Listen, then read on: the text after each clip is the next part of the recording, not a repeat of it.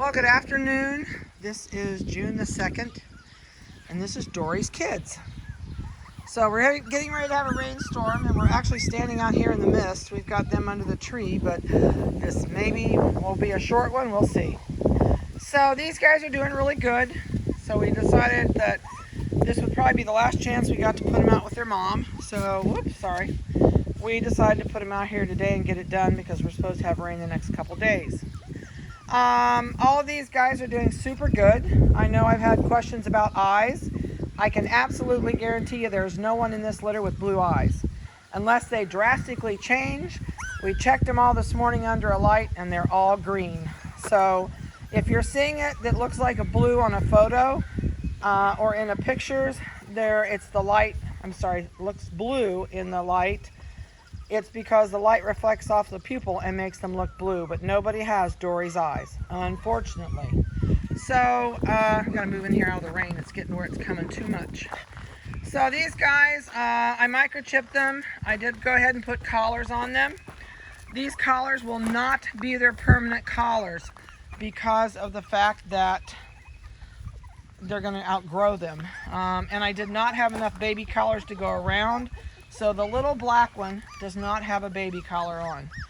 So the first puppy in here is 8223, and it's a male, and it weighs 2 pounds 14.5, and it has a royal blue collar. And 8219 is another male, weighs 2 pounds 2.8, and it has a turquoise collar.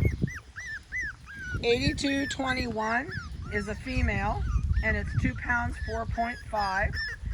And it has a purple collar on, and you'll probably see a lot of them stop and sit down and scratch because we just put the collars on them.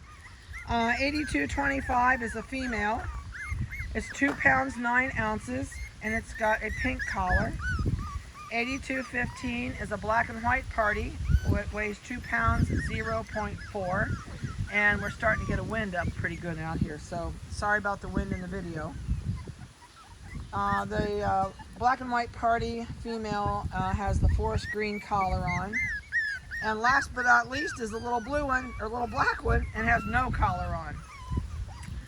So these guys are active. They play with mom. They are eating dog food and dry dog food, and they also are doing cottage cheese. So they are well on their way to being weaned, that's for sure. It won't take too much longer. And everybody's weights are doing really good in here. I have no doubt they're going to hit the 3-pound weight mark to be able to go home. The only one that may not hit the 3-pound weight mark is the little black one. And they cannot be spayed and neutered unless they are a full 3 pounds. So Dorie's like, I'm laying on the gravel with my belly. She's going to get under the pillow.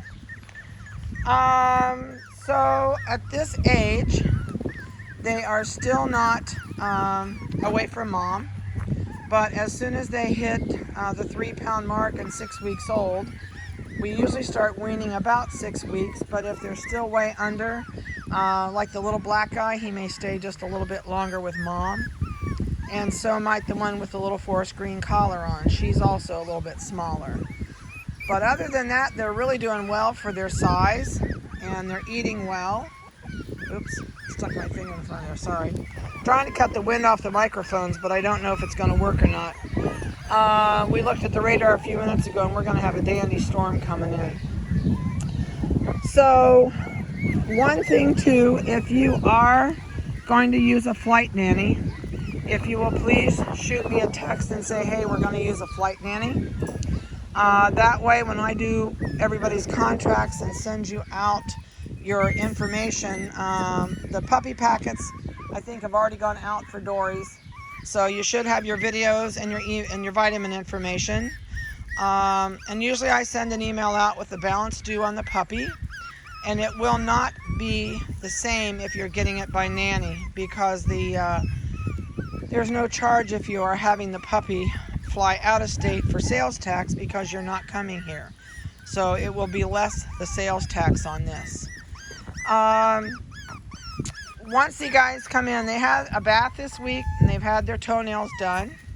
And once they come to the house, we'll bring them probably split the litter up and do 3 at a time, and then leave 3 with mom, and then slowly take 1 away from her over a few day period, instead of just taking them all at once. And once they leave mom, they never go back to see mom, and they're in the house with us then until they go home. So we're not too far from doing that. We're getting close. Hey, everybody in the kennel is going crazy for some reason. I bet there's dogs out to play. That's the problem. Golly, what else can I tell you about these guys right now? They're current on their wormings, and everything has been done to them so far that they're old enough for. But if you are going to pick up your puppy and you want to know how to groom and take care of your puppy, if you'll let me know that you want me to leave the dogs all natural, or just tell me you want me to groom, that you want to learn to groom, I will do that for you when you come in person to pick up your puppy. A lot of people have asked me also already about crate size for these guys, and I would not get anything less than a 30-inch crate. These guys should spend 50% of their day in the crate, and they also, when you're not physically interacting with it, this one is sitting down here just crying his head off. This is the one with the blue collar.